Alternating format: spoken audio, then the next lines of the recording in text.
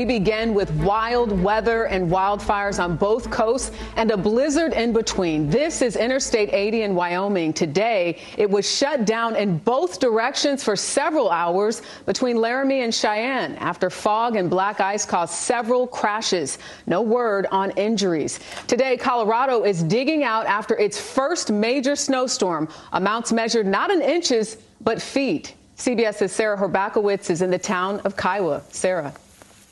Good evening. The snow has stopped falling after overnight blizzard-like conditions dumped up to 4 feet of snow in the mountains and up to 1.5 feet on the plains. This is the biggest November snowstorm here in decades. Colorado is digging out after 5 days of nearly nonstop snowfall. I mean, it's a lot for the first snow, but I think it's part of every year. Not everyone was ready. Jackknife tractor trailers clogged major highways in Colorado, forcing the closing of I-70 and I-25 to big rigs. My colleague at CBS Colorado, Alan Janae, talked to a truck driver who was fined over $1,000 for not having chains on his tires. You know there's a chain law, right? Yeah. Yeah, then you didn't have chains. Yeah.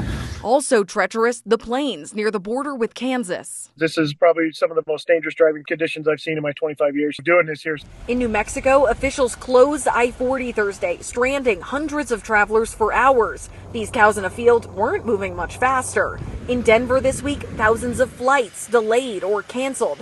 But if you could get there, Colorado's slopes are ready for skiers. Many resorts opening early this weekend with up to 31 inches of fresh powder. But the snow is welcome to this region dealing with drought. But soon, most of the snow will be slush, Dorica, with temperatures expected to be in the 50s tomorrow. All right, Sarah Horbakowitz of CBS Colorado, thank you for your reporting. To California now, where calmer winds tonight are helping fire crews battle the mountain fire there. In just a few terrifying hours, it became the most destructive blaze in Southern California in years. CBS's Elise Preston is in the city of Camarillo amid the ruins. Elise. Dorica, for several blocks, this is what you'll see. Homes burned to the ground. This weekend, firefighters are getting a much-needed break in the weather. But for some homeowners, the heartache has only just begun. Yeah, anything you guys can find. I'm thankful. Madison O'Donnell is searching through ash and rubble for any remnant of hope. This is not a nightmare. This is my life now. The ferocious mountain fire tore through miles of neighborhoods, incinerating homes, burning down the house the O'Donnells lived in for 20 years. When the inferno swept over their property, Madison's father lost 36 classic cars.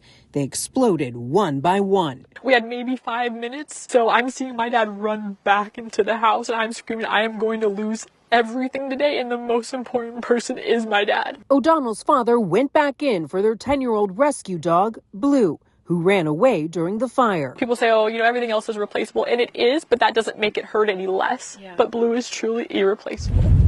The intense firestorm began Wednesday, taking a stunning toll. Over 200 homes damaged or destroyed in a little more than 24 hours. Incredibly, there was no loss of life, and many animals escaped to safety, including about 80 ducks brought to an animal shelter.